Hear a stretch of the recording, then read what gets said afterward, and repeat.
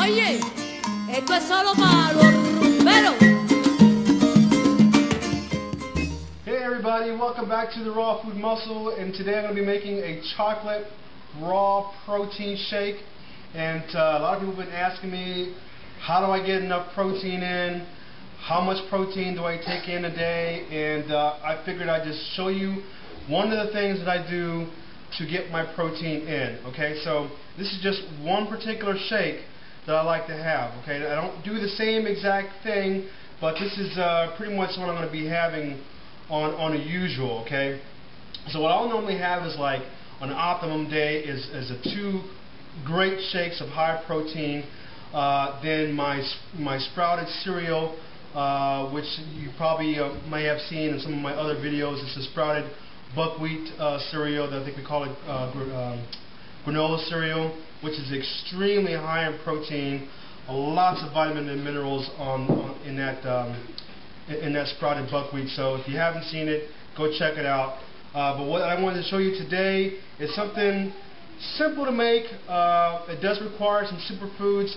I'm a big supporter of superfoods just because of the fact that, you know, you get a lot of minerals and protein in a small amount. Okay, so for example, I'm going to be using the raw protein. This is made from Garden of Life. I've been experimenting with a lot of their products. I'm really impressed with it so far, and I like the taste of it. So 1 scoop of this is about 18 grams of protein, and this all comes from sprouts. So it's extremely nutritious, it's extremely high in protein. So if you're looking to get a high protein shake, you definitely want to consider having some type of protein powder to make sure you get an extra boost. So what I have in here right now is just some coconut water. I gotta have my coconut water. I can't express enough how, for me, it makes a huge difference to have coconut water in my system. The electrolytes are off the chain. The electrolytes are so important, and I can't express that I feel a big difference. If I go a few days without my coconut water, I can feel the difference within my workout. I don't have the same amount of stamina. So for me, it's a nice complete package. They have the electrolytes with the raw protein that comes from greens, sprouts, whatever. So this is about 1 1/4, a little bit over 1 1/4, almost 1 1/2 cups of coconut water. And all I'm going to do now is just put some nice clean water in there to make it a complete 2 cups. All right. And then what I'm going to do next is take 1 scoop of this protein powder. Okay. And like I said before, it is 18 grams of protein just in that 1 scoop right there. Now, what I like to do also, because I keep reading so much about bee pollen and how it's so healthy for you for your building endurance, for stamina. So if you're training, hardcore, whether you're doing weight training, whether you're doing triathlons, you definitely want to check some of this stuff out. I understand if you're not, if you're really hardcore and you're vegan, you don't want to do the whole bee thing, but the way I look at it is that you're not harming the bees, and I'm basically putting about a tablespoon of the bee pollen in. That's probably a lot for some of y'all, but when I'm doing these shakes, I gotta up it up. So, and now for the chocolate cacao powder, I'm gonna put about 2, we'll call it heaping, tablespoons of cacao powder, and that's just to give it that really chocolatey flavor that I really enjoy. And then 1 organic banana,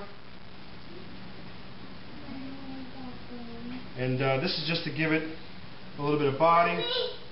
Alright, I got my sweetener, and what I'm using is a little bit of the stevia clear, and I'm just going to be using a couple of drops, so 1, 2, 3. I'm not using too much because I still want to have that nice flavor of my honey. So I'm just going to put a little bit of the honey, and that's enough right there.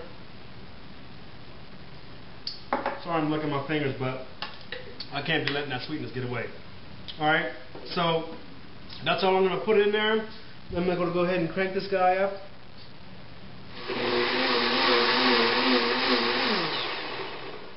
Alright, so we're all done. I'll just make sure I get all this liquid in here. Okay, I'm going to go ahead and pour it in my mug here.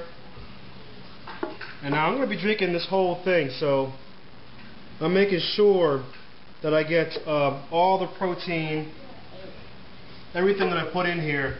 I'm going to be drinking this probably within, I don't know, 30-minute period.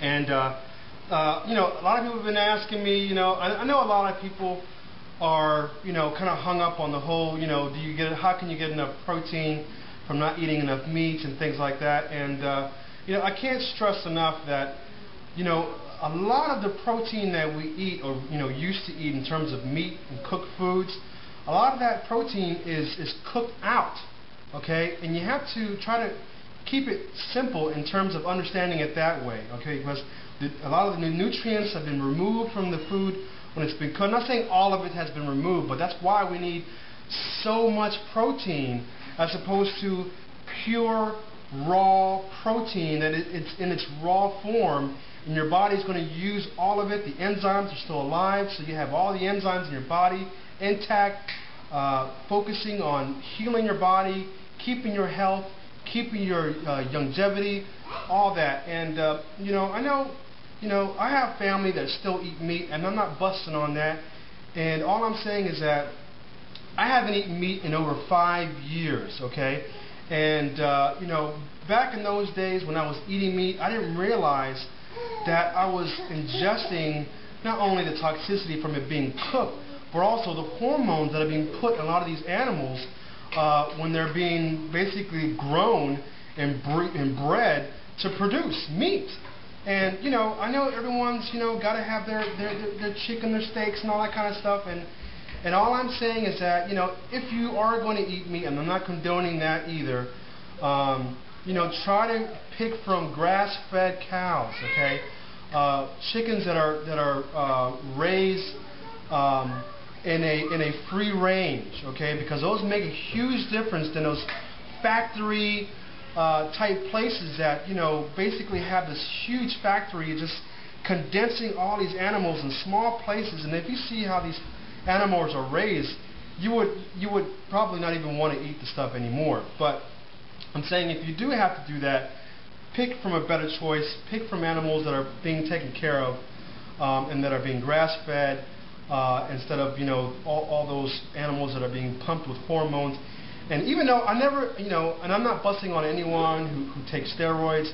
If you're a big bodybuilder, you know, I never took steroids, but at the same point, I ate a lot of red meat. I ate a lot of chicken. So in some point, I did ingest a lot of those hormones. I didn't realize it until I read an article about it. That yes, wow, that's amazing that I was actually ingesting all those hormones. And it makes sense how when I went off the meats, I didn't feel that anger, that aggression, you know. And I'm not saying aggression is a negative thing, a bad thing, but you know, for me, when you look at it from a combative point of view, you know, too much aggression is you know, is uncontrollable, you know, so to speak. So you have to maintain your control, your balance, okay. Whereas, you know, a lot of that aggression can keep your mood swings, you know, just, you know, off balance and angry. So anyway, you know, I don't want to ramble on, but all I want to say is that, you know, if you haven't given raw foods a try, and if you're really stuck on your meats and proteins as far as your protein intake, you know, give it a try. You know, look into raw foods, protein powders, superfoods. It is extremely healthy for you. It is extremely beneficial. So, all right, you guys. I hope you guys enjoyed this video, and I'll see you guys next time. I had to get a taste in before I left. I'll see y'all next time on Raw Food Muscle. Llegó la banda que le arranca la barriga al cielo.